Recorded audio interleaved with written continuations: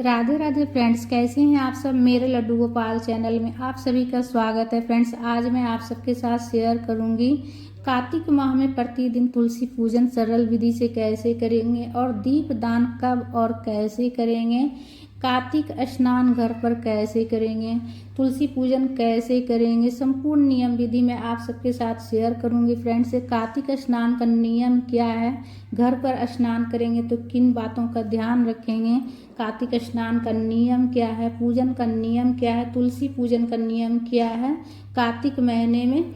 तो देखिए, सभी महीनों में श्रेष्ठ होता है कार्तिक का महीना और इस महीने में तुलसी पूजन विशेष रूप से की जाती है और साथ में विष्णु भगवान जी की भी पूजा की जाती है, शालिग्राम भगवान जी की भी पूजा की जाती है। तो सबसे पहले तो आपका तुलसी जहाँ पर लगा हुआ वहाँ पर जो है ना, आप अच्छे से साफ सफाई कर लीजिएगा। तुलसी के गमला को अच्छे से लीप कर या फिर पेंट कर अच्छे से सजा दीजिएगा तुलसी के गमला को, तुलसी चौरा को। इसलिए कि कार्तिक महीने में तुलसी माता की पूजा विशेष रूप से की जाती है। और कार्तिक स्नान का नियम देखिएगा, अगर घर पर आप जो है ना कार्तिक स्नान करना चाहते हैं तो देखिए, घर में जब स्नान कीजिएगा तो उसमें आप जो है ना थोड़ा सा जल में जो है ना आप थोड़ा सा गंगा जल मिलाकर स्नान कीजिएगा। स्नान वाले जल में थोड़ा सा गंगा जल मिला लीजिएगा। उसके बाद जो है ना आप स्नान कीजिएगा। प्रतिदिन गंगा जल मिलाकर आपको स्नान करना है तो आपको जो है ना गंगा स्नान का फल प्राप्त होगा। तो देखिए, कार्तिक में गंगा स्नान का नियम होता है, ब्रह्म मुहूर्त में गंगा स्नान करने से बहुत ही अच्छा होता है।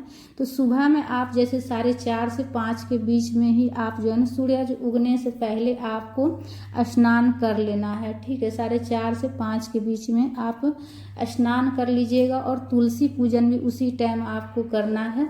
ब्रह्म मुहूर्त में तुलसी पूजन और जो है ना दीप दान और गंगा स्नान का बहुत ज़्यादा महत्व है फ्रेंड्स कार्तिक महीने में। कार्तिक महीने में अगर कार्तिक महीना आप पूरे कार्तिक महीना अगर नियम से तुलसी पूजन करते हैं और गंगा स्नान घर पर भी अगर आप करते हैं गंगा जल मिलाकर स्नान वाले जल में, तो बहुत ही अच्छा होता है फ्रेंड, अनंत गुना फल देने वाला होता है। इस जन्म तो हमें इसका फल प्राप्त होगा ही, अगले 7 जन्मों तक हमें इसका फल प्राप्त होता है, अनंत फल देने वाला होता है। तो इसीलिए से कार्तिक महीने का बहुत ज़्यादा महत्व है।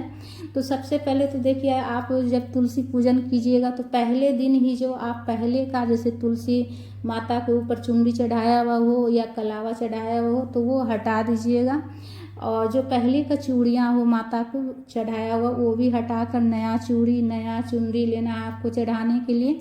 तो पुराना चुनरी आप विसर्जन करने के लिए रख दीजिएगा और पुरानी चूड़ी जो माता को चढ़ाया हुआ है उसे आप पहन लीजिएगा। इसलिए कि जो है ना माता का चढ़ाया हुआ प्रसाद है, सुहागनों के लिए बहुत ही अच्छा होता है पहनने से, तो पहन लीजिएगा माता का चढ़ाया हुआ चूड़ी। ठीक है।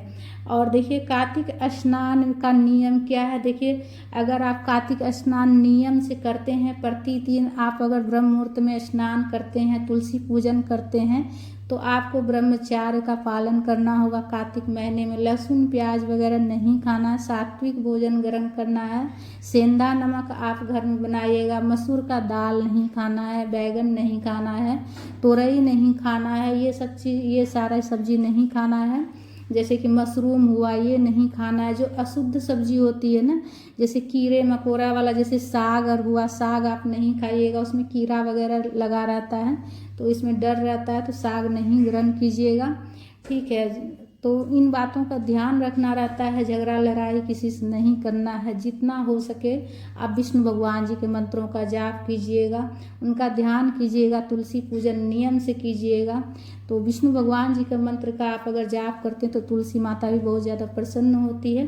तो सबसे पहले पूजा में देखिए, स्वच्छ जल में गंगा जल मिला कर लीजिएगा पूजा करने के लिए और दीपक प्रज्वलित कर लीजिएगा। दीपक आप घी से भी जला सकते हैं, प्रज्वलित कर सकते हैं, या फिर आप तिल के तेल से भी दीपक प्रज्वलित कर सकते हैं। तो जैसा आप शुरुआत में शुरू कीजिएगा वैसे ही आप जो है ना पूरा महीना आप उसी तेल से मतलब आप कीजिएगा। जैसे घी से लगाइएगा तो पूरा महीना आप घी से ही दीपक प्रज्वलित कीजिएगा, या तिल के तेल से स्टार्ट कीजिएगा तो तिल के तेल से ही आप शुरू कर दीजिएगा। तो पूरा महीना तिल के तेल से ही दीपक प्रज्वलित कीजिएगा।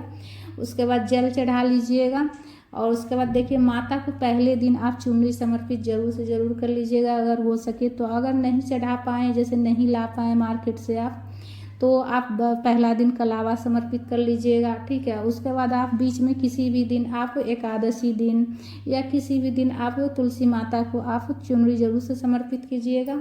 और जब माता का तुलसी विवाह वाले दिन जो है ना, माता को अच्छे से श्रृंगार किया जाता है माता का, उस दिन फिर से चुनरी नई चुनरी चढ़ाई जाती है। चूड़ियाँ चढ़ा लीजिएगा माता को पहले दिन ही, नई चूड़ियाँ दो दो कम से कम जरूर चढ़ा लीजिएगा।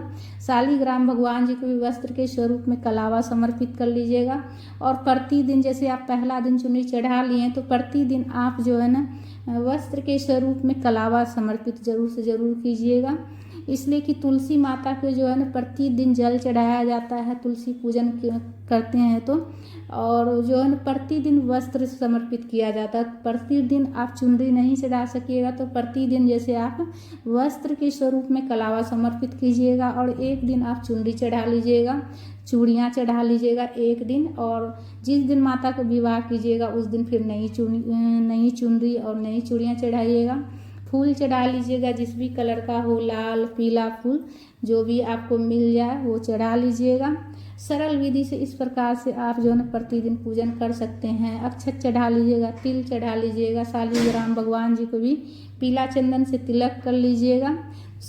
बिल्कुल सरल विधि मैं आप सबके साथ शेयर कर रही हूँ फ्रेंड्स।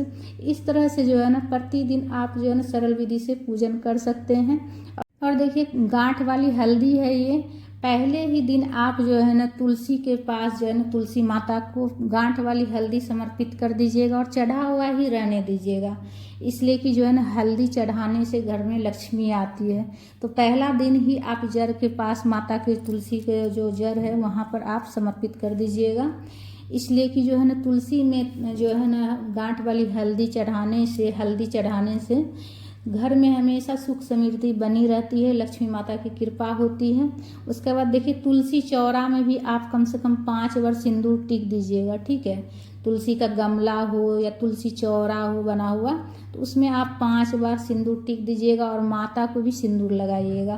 तो देखिए बहुत से जो है ना बोलती है कि जो है ना कार्तिक महीना में माता को सिंदूर नहीं लगाना चाहिए। तो देखिए जिस तुलसी माता के जैसे हम प्रतिदिन 12 मास पूजा कर रहे हैं जिस तुलसी का, तो उसमें आप सिंदूर लगा सकते हैं। लेकिन अगर आप कार्तिक महीने में नया तुलसी का पौधा खरीद कर लेके आए हैं घर और तुलसी विवाह करने के लिए लेके आए हैं तो उसमें जो है ना सिंदूर नहीं लगाया जाता है। नया तुलसी में अगर आप लेकर आए हैं और तुलसी विवाह करना चाहते हैं तो उसमें आप नहीं लगाइएगा सिंदूर। लेकिन आप जिसमें मतलब 12 मास प्रतिदिन पूजन कर रहे हैं तो उसमें आप सिंदूर लगा सकते हैं, ठीक है। उसके बाद भोग लगा लीजिएगा तुलसी माता को, शालिग्राम भगवान जी को। भोग में आप जो है मिश्री बतासा और कोई फल हो तो फल का भी भोग लगा सकते हैं, नहीं हो तो देखिए आप प्रतिदिन मिश्री बतासा का भोग लगा सकते हैं, चीनी का भोग लगा सकते हैं आप प्रतिदिन।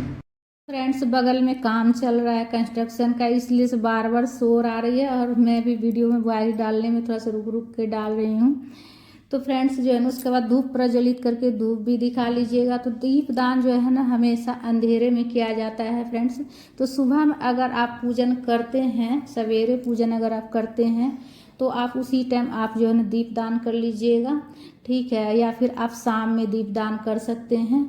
अंधेरे में दीप दान किया जाता है, धूप जैसे सूरज उगने के बाद दीप दान नहीं किया जाता है, ठीक है। उजाला में दीपदान नहीं किया जाता है। पूजा में कुछ दक्षिणा भी रख लीजिएगा, चढ़ा दीजिएगा। इसलिए कि जो है हमारी पूजा में कुछ भी कमी रहती है तो दक्षिणा रखने से उसकी पूर्ति हो जाती है। तो आप प्रतिदिन आप जितना हो सके 2 रुपया 4 रुपया 5 रुपया जितना हो 11 रुपया आप चढ़ा लीजिएगा और उसके बाद वो इकट्ठा करके रख दीजिएगा। और पूर्णिमा वाले दिन जो है ना आप दान कर दीजिएगा उसमें, और अनाज मिलाकर और कुछ पैसा रख कर दान कर दीजिएगा। इसलिए कि कार्तिक पूर्णिमा के दिन जो है ना दान पुण्य का बहुत ज़्यादा महत्व होता है, पूरे कार्तिक महीने का बहुत ज़्यादा महत्व है फ्रेंड्स। उसके बाद हाथ में अक्षत लेकर और पुष्प लेकर कथा कार्तिक महात्म्य का किताब हो आपके पास, पुस्तक हो तो कथा पढ़ लीजिएगा। प्रतिदिन आप 1 अध्याय पढ़ लीजिएगा, ठीक है। इसलिए कि कार्तिक महात्म्य का पाठ करने से हमारे शरीर में जो भी कष्ट रहती है, दुख रहती है, विपत्ति रहती है हमारे घर में, वो सब दूर हो जाती है कार्तिक महात्म्य का पाठ पढ़ने से और सुनने से। कार्तिक महात्म्य सुनने से, पढ़ने से हमारे शरीर के रोग कष्ट सभी दूर हो जाते हैं।